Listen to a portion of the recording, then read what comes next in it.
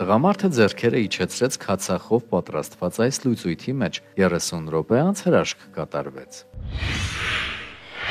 Խնձորի քացախի բուժիչ հատկությունները բազմազան են։ Այն օգտագործում են դիաբետի բուժման համար, սիրտն ու արյունատարանոթները լավ վիճակում պահելու համար, քաշի իջեցման համար, կոսմետոլոգիական նպատակներով։ Ահա ևս մեկ հիվանդություն՝ ռևմատոիդ արթրիտ, որը կարելի է բուժել խնձորի քացախի օգնությամբ։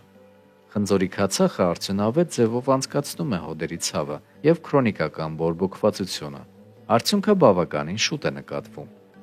Հոդերի բուժում խնձորի քացախի օգնությամբ։ Առաջին՝ տոնուս հաղորդող ըմպելիք։ Եփեք 1 բաժական անուխով կամ կոճապղպեղով թեյ, ավելացրեք 1 ճաշի գթալ խնձորի քացախ, 1 ճաշի գթալ մեղր և մի պտղունց դարչին։ Խմեք այս խառնուրդը օրը 1 անգամ, արթրիտի դեպքում ցավը թուլացնելու համար։ Երկրորդ՝ քացախաջուր։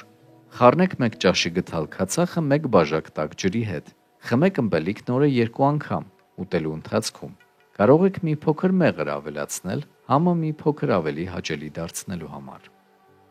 Երրորդ՝ քացախ բալի հյութի հետ։ 1 բաժակ բալի հյութին ավելացրեք 1 ճաշի գթալ խնձորի քացախ։ Խմեք այս կոկտեյլը օրը 1 անգամ։ Այո, տտիպ է, սակայն դա կրկնակի հարված կլինի արթրիտին, հակաբորբոքային էֆեկտով։ Չորրորդ՝ թռչոցներ և վաննաներ խնձորի քացախով։ Խորը տարայի մեջ լցրեք 6 բաժակ տաք ջուր, ավելացրեք 1 բաժակ քացախ։ Թռչեք սրբիչը այդ հեղուկի մեջ և դրեք հիվանդ հոդի վրա 30 րոպե, կամ ուղղակի ձեռքերը դրեք այդ խառնուրդի մեջ։